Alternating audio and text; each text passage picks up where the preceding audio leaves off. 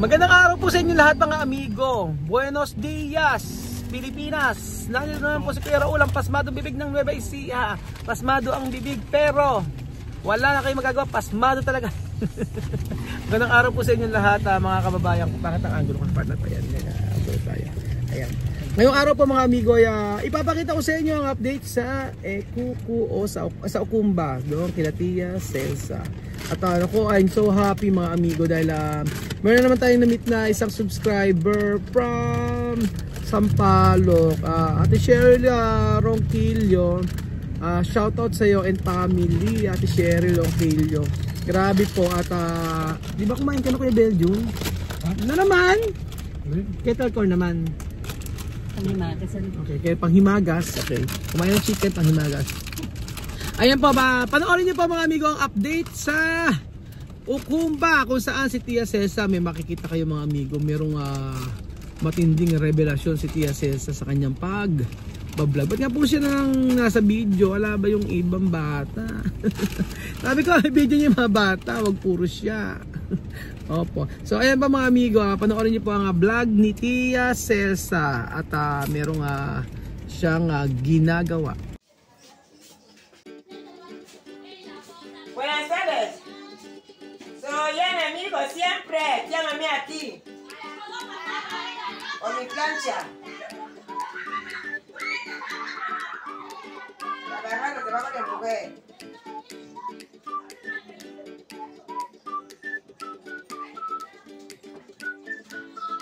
Ay, my God, my God. My God, lay down.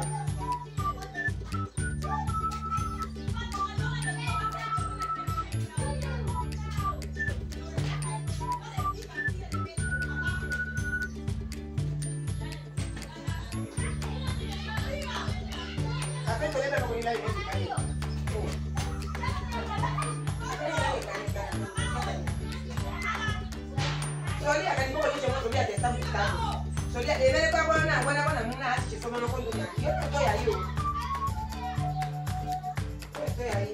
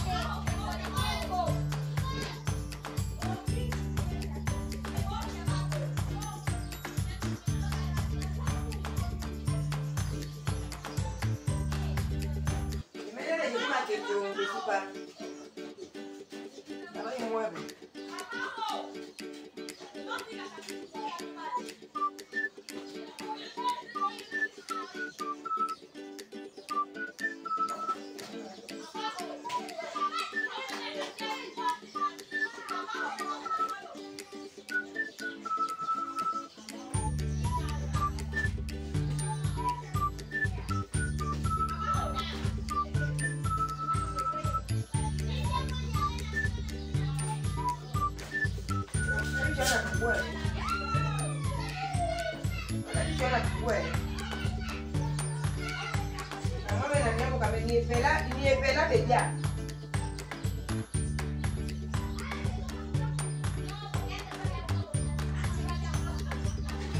Cabo mada. Vamos a dar a pique. Ni espera de ya kata mak.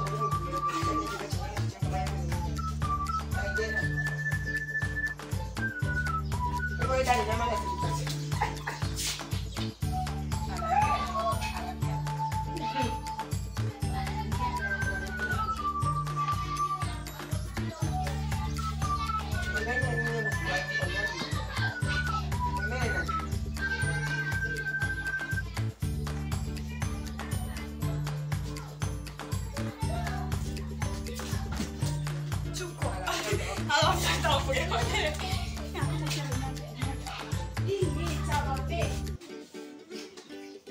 Llámame, está aquí planchando.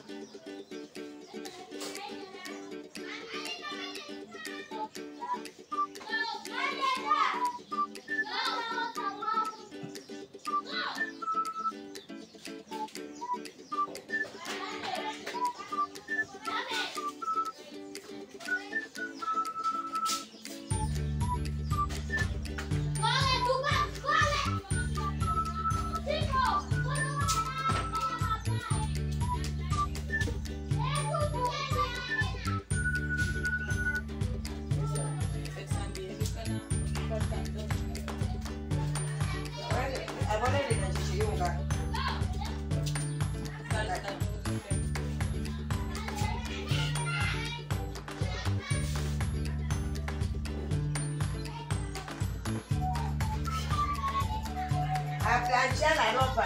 Me gusta planchar, no me gusta tener. A mí no me gusta tener la ropa sin planchar. Sofi, chico, ¿dónde sale? Vamos, poco. Sofio. Sofi, ven, dale besito.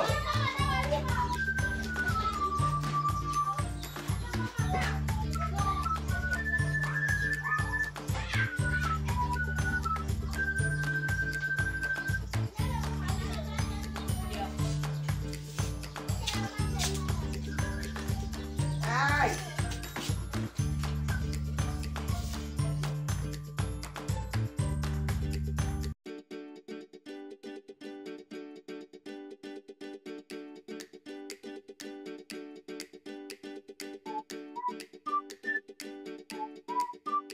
At yun po mga amigo ang pinagagawa ni Tia Cels sa nagmamlancha po talaga. Alam niyo po sa Equatorial Guinea, for your information, ang mga panty, mga bra ay pinaplansya. Pag hindi niyo pinlansya at dumating sa point ng mga amigo na ako inuud ang aking katawan. Totoo yun.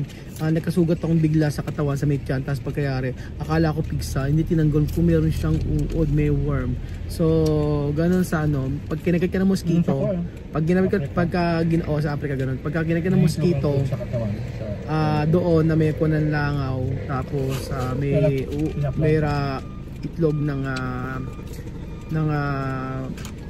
langaw. Pagka pumasok sa katawan mo, magkakaroon ng yung itlog pagka nabuta ay pagka nahinog at nabasag, magiging siya. Magiging worm siya mga amigo. So ayan po at ito po ang sa video makikita nyo mga kababayan ko yung pagkitagpo ni Mami Cookie at saka ni Chamame. Papa-explain ko sa inyo ang pagharap nilang dalawa.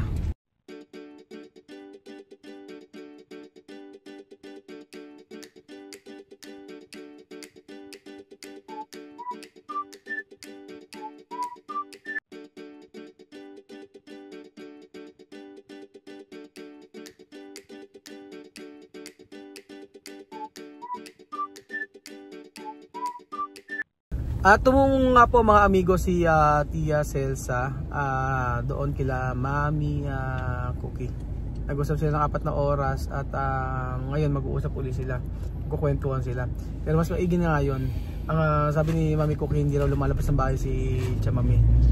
Hindi ko alam kung kailan dumating si Mami Cookie sa Equatorial Guinea, sa Guinea. Ang pagkakaalam ko kasi basta tuwing November, December, January nandun siya sa Spain.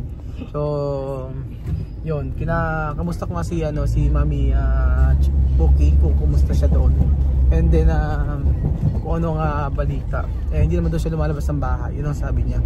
So yung possible na mga chismis na yan na ang nagpapakalat kay si Mami Kay ay tingin ko ganito yan.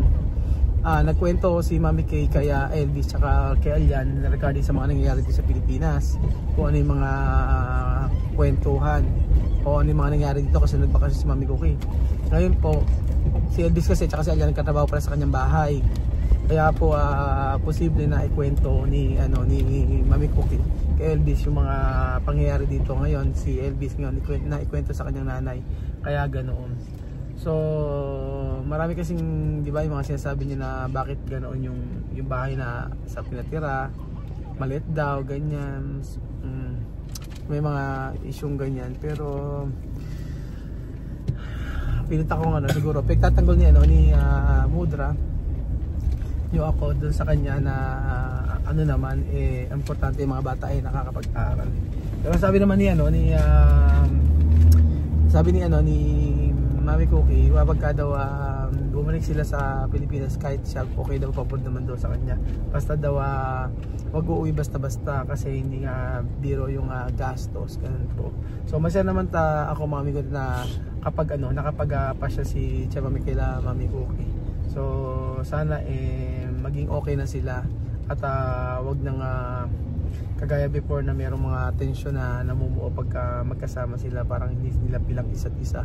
So yun, and then wala na magkatulungan kundi silang mga ginyana lang din. At busy si Mami Cookie kasi pinapagawa yung bahay ng tiyuhin niya at si Ayan tsaka si Elvis daw po yung gumagawa ng bahay doon. So kaya pabalik-balik siguro si Mami Cookie doon sa Equatorial Guinea. At mag-uusap sila ngayong araw at pupunta ang alam ko pupuntahan ni Mami Cookie si Chamame doon sa bahay at sila ay mag-uusap, kwentuhan. O depende, baka kung si Chamame ang pupunta kila basta ang alam ko, basta makikita po sila.